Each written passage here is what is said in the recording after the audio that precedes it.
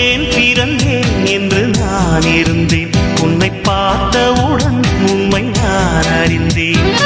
என் உயிரில் நீ பாதி என்று உன் கண்மணியில் நான் கண்டு கொண்டேன். எத்தனை பெண்களை கடந்திருப்பேன், இப்படி என் மனம் துடித்ததில்லை. இமைகள் இரண்டையும் திருடிக் கொண்டு உறங்கச் சொல்வதில் நியாயமில்லை. நீ வருவாயோ இல்லை மறைவாயோ, ஏ ஏ ஏ ஏ தன்னை தருவாயோ இல்லை கரைவாயோ.